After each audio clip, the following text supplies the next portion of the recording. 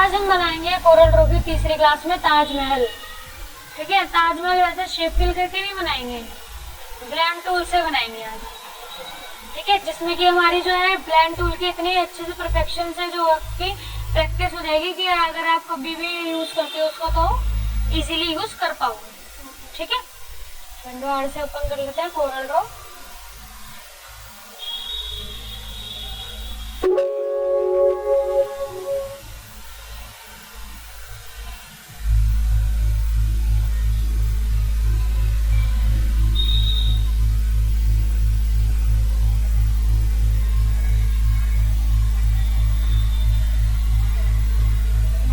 ले लेते हैं अपना,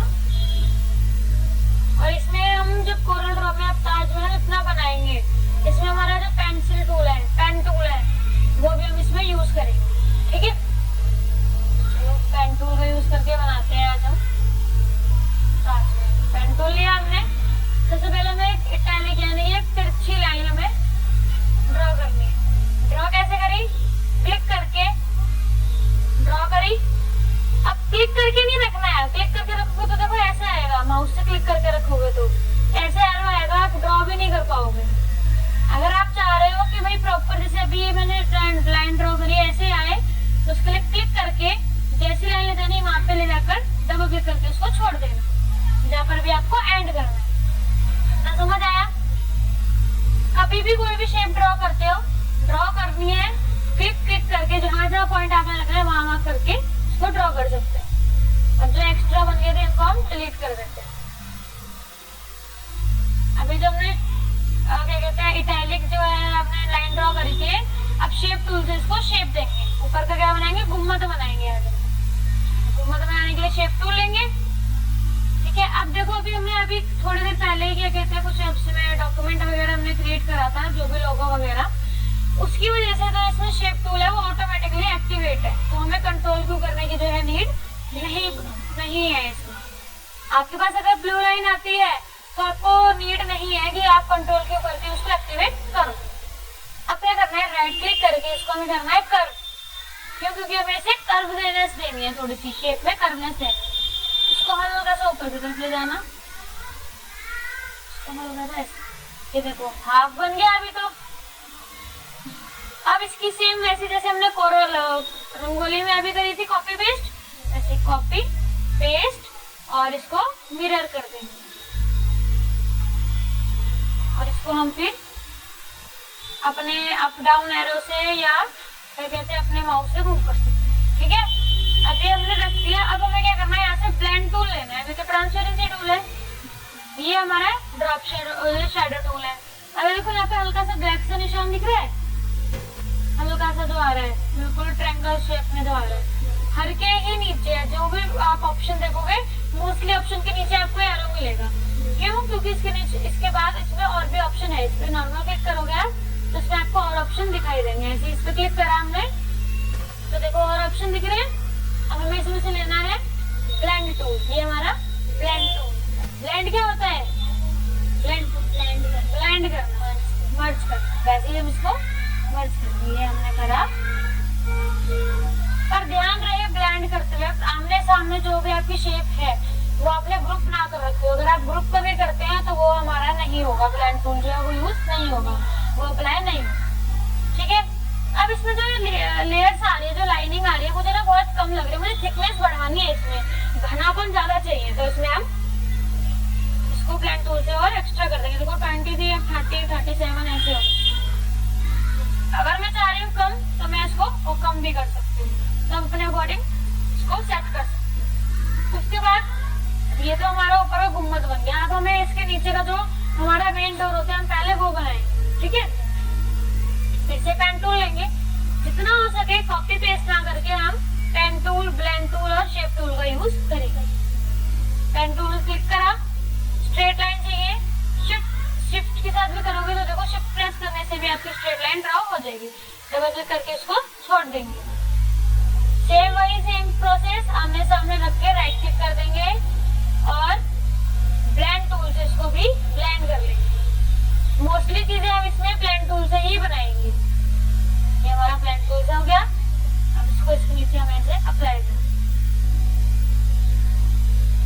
अगर आप देख रहे हो तो इसमें ना हल्का सा तिरछापन है जो हमने ब्लेंड टूल से किया। अब इसको कंट्रोल Z करके देखते हैं क्यों। देखो क्योंकि ये मैंने कॉपी पेस्ट कर तो लिया था पर माउस से मूव करा था, राइट क्लिक करके लाई थी ना मैं इसको ऐसे करके, इस वजह से थोड़ा ये तिरछा हो गया।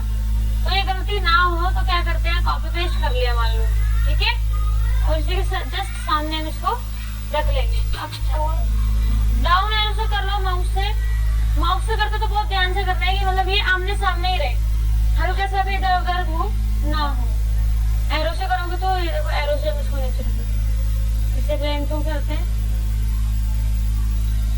सॉरी ट्रांसपेरेंसी टूल ले लिया था, इसको कंट्रोल Z कर देते हैं, ब्लेंड टूल,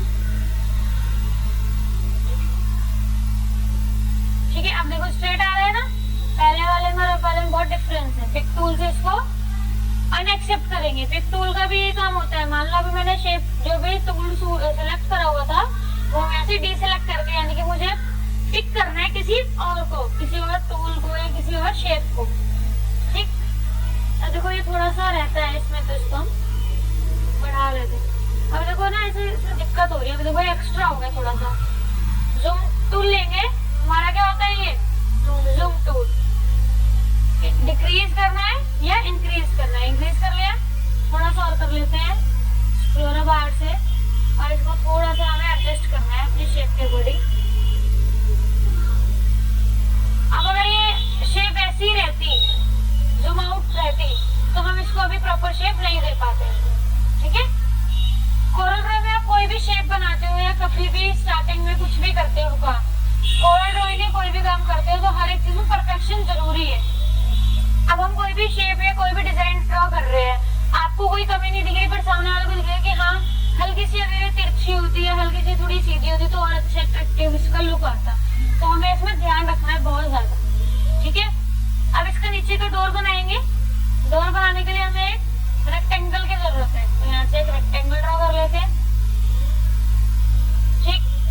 शेप टूल लेंगे। अब देखो ये ब्लैक ब्लैक डॉट आ रहे हैं ना, सेम वही प्रोसेस, या तो आपको कर्व करना है या कट करना है कुछ भी, पर हमें इसका यूज नहीं करना है। हमें शेप टूल चाहिए, तो यानी कि कंट्रोल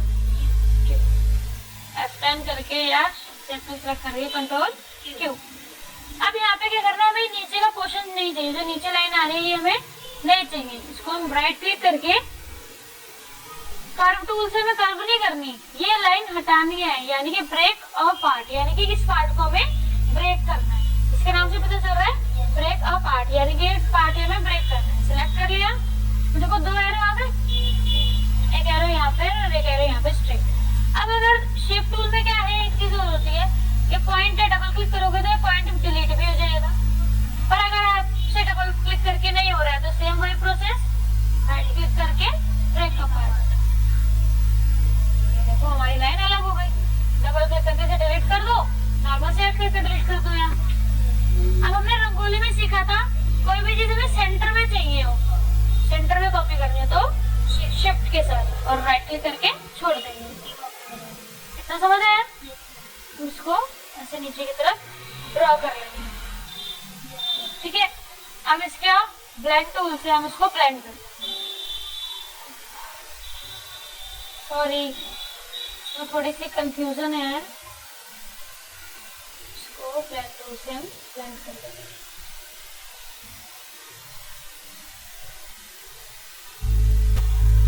सॉरी अभी वो कुछ प्रॉब्लम हो गई थी इसमें, इसको हमें ऐसे करना है नीचे की तरफ, ठीक है। अब कभी भी आप ब्लेंड टूल यूज करो, मान लो कोई भी शेप आपने ड्रॉ करी, जैसे कि सपोज ये आपकी शेप है, अब आप ब्लेंड टूल यूज कर रहे हो, अब ब्लेंड टूल से देख रहे हो मैं इधर की तरफ ले जा रही हूँ, ये शेप कुछ भी कर रही हूँ, मैंने ये छोड़ी नहीं हो रहा है, इसको हम दोबारा ट्राई करेंगे। परफेक्शन ये ऑटोमेटिकली जो है स्ट्रेट लाइन ड्रॉ होगी वो ऑटोमेटिकली ले लेगा लेयर्स को, ठीक है। तो कभी ये नहीं करना ये हो ही नहीं रहा है तो छोड़ देना या कुछ भी है, हमें इसकी प्रैक्टिस करनी पड़ेगी। कोई भी टूल है, शेप टूल है, बहुत प्रैक्टिस करनी पड़ेगी इसकी भी। अब क्या करना है, जो हमने ये ऊपर का गुम्बद बनाया था इसको सेलेक्ट कर लेते हैं और इसको इसके ऊपर हम शिफ्ट कर देते हैं, इसको एडजस्ट कर लेते हैं। अब अगर जूम आउट करके देखें तो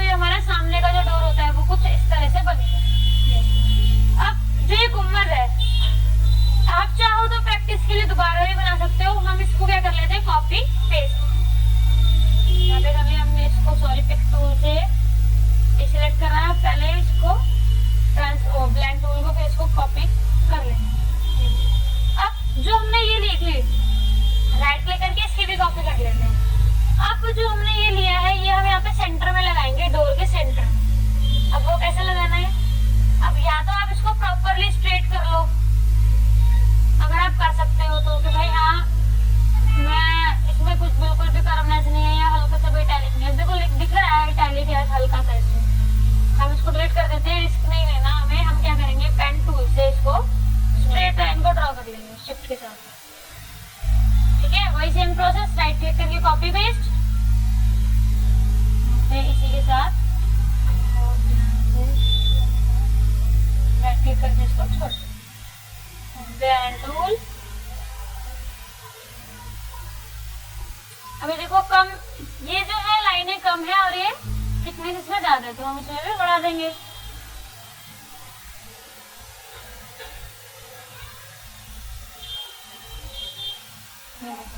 प्रॉपर जॉइंट हो गई ना, दिख ही नहीं रहा है जॉइंट। सेलेक्ट करके अब इसको हम कंट्रोल जी से कर देंगे। इसको थोड़ा सा श्रिंक करके, क्योंकि श्रिंक करके लगा होता है ना, अगर आपने देखा हो तो ध्यान से इसको थोड़ा जूम कर लेते हैं और इसको थोड़ा सा और श्रिंक करके छोटा करके इसको हम इसमें लगा देंगे। ये हमारा ठीक है।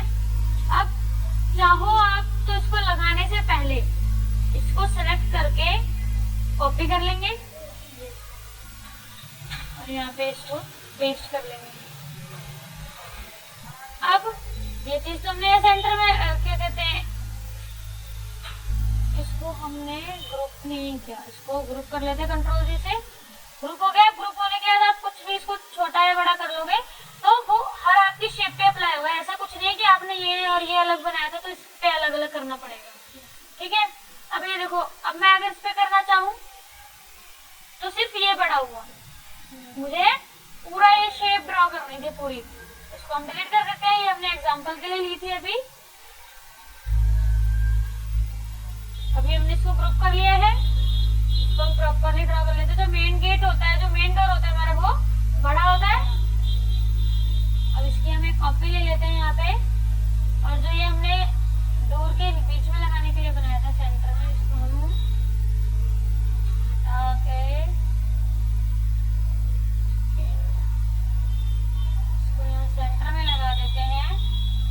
इसको इसके अकॉर्डिंग एडजस्ट कर देते हैं, क्योंकि जो ज्यादा श्रिंक हो जाएगा तो ये फिर इसके साथ अच्छा नहीं लगेगा। अब इसको इसके साथ लगाएंगे तो ये जो साइड वाले वो होते हैं हमारे गेट, वो थोड़े पिलर छोटे होते हैं, छोटे होते हैं। Same process. अब इसको लेके इसको यहाँ पे राइट क्लिक करके कॉपी लेके लगाएंगे। अब इसमें थोड़ा सा चेंज करना है, हमें क्या चेंज करना है, थोड़ा सा इसको थोड़ा सा छोटा करना है, राइट क्लिक करके थोड़ा सा इसको छोटा कर लेंगे, क्योंकि इसमें हमें सिंगल नहीं लगाना है। जैसे अभी हमने मेन डोर में लगाया ना सिंगल, इसमें हमें सिंगल नहीं लगाना है। इसको हमें कॉपी करके